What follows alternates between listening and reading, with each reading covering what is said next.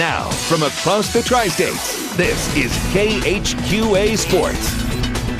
And tip-top evening, everybody, and welcome to the first sports final of 2014, and one heck of a way to kick off a new year of basketball. A limited but stellar schedule headlined by the makeup game all of Southeast Iowa has been waiting to see. Fort Madison against Mount Pleasant to see if the Hounds are in fact legit. David Nagel doing his part in the early going in this game, hitting jumpers flush right and left in this one. That young man certainly had his game about him tonight. More to come in this one. Little creation right there from Miles Wenseen up to the top of the key, and there again is David Nagel, who had a 23-point night working. The Hounds in full-on attack mode from start to finish in this one. Great stuff to come right here from Colton Herrick, top of the key, wide open, hits the jumper. Fort Madison gets the big lead. They're just never going to relent in this game. Mount Pleasant trying to recapture some of that magic that's made them so good over the years, but to no avail. It's Bryson Abbey right there. Call him Downtown Abbey as he gets the job done. Fort Madison with the big-time victory to stay undefeated, 6-0 state ranked. The victory tonight, 51-38, was your final in that ball game. Elsewhere today, just up the street, big upset for Holy Trinity, which knocks Van Buren from the ranks of the undefeated. Blake Hellwig tonight, 19 points in the victory. Nice victory for the Crusaders. Fairfield and Keokuk, no final yet on that one. We do have highlights of that one for you. It started very late. We'll bring you those tomorrow night on Overtime, as well as highlights of the Keokuk girls as well. Meanwhile, on the docket tonight, Prairie High School taking on York. The Blue Devils trailing by 5 at the half. Boy, this Toohey kid inside for York, really tough to beat. A 21-13 flush run in the third quarter in favor of York as they would extend the lead. But here come the Blue Devils trying to get back in this one. Carson Gay on the offensive rebound gets the put back. Then it's Alex Shute, aptly named from the outside, knocking down the long three. Three-pointers started falling. Great passing right here from Zach Burry over to Connor Mellon as the Blue Devils cut that lead all the way back to down to 10, had been as much as 18. Zach Burry would get red hot down the stretch, shoot it back to a 10-point game. In fact, shoot it back to single digits with long-range heroics, just not enough as the Blue Devils fall on this one by the final count of 70-61. The Blue Devils go down to defeat. Meanwhile, up the road, 10th and Jackson tonight. An experiment I think we can all agree is best described as unfortunate. Daddy-daughter cheerleading night tonight. Wow, not fun in this one. How about some good basketball highlights courtesy of Riley Walls? He had 10 points in the night, including 3 of them the hard way right there. And even when Riley was missing, he'd get some help tonight. Great take right here by Tony Stella on the interior as the Raiders would build the early lead after what was a 9-9 tie game early on.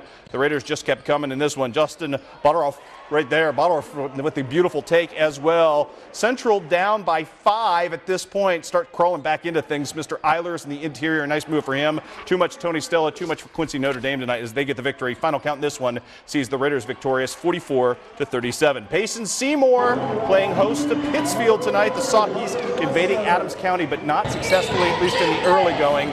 Cody Hildebrand, strong take right here. He does that as well as anybody up through contact. And then it's the slam dunk king, Gage Klitz, throwing down hard on the alley-oop. And then it was Happy Carter Epperson time in this one, as it would be Payson opening on a 22-6 run. Never got a final score yet on this one, so if you have one, Twitter me, send me a message, let me know. We'll get you the finals coming up in just a bit. Elsewhere tonight on the Illinois scoreboard, Beardstown, too much for North Fulton, winning 45-30 was your final on that one. West Prairie also a winner tonight over Bushnell Prairie City, 52-45 was your final in that ball game as well. Let's throw it on over to Will. Two teams who have already met this season battled it out again tonight. Palmyra and Marion County came down to the wire and even needed extra time to settle this one.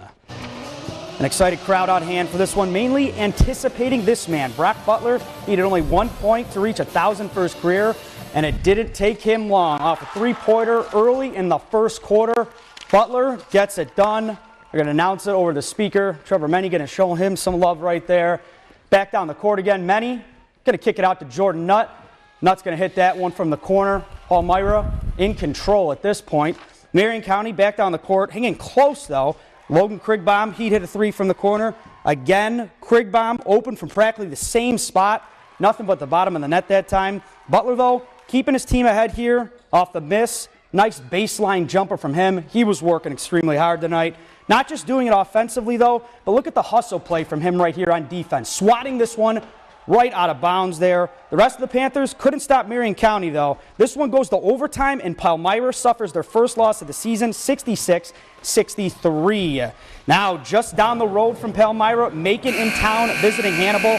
Pick this one up in the second half. Vincent Elder not going to waste any time. He'd hit for 3 from the top of the key right there. Back down the court, Craig Smith going to get the baseline jumper to go. Pirates, however, up by 10. Then Trayvon Jones, he's going to be in transition, going to lay this one in.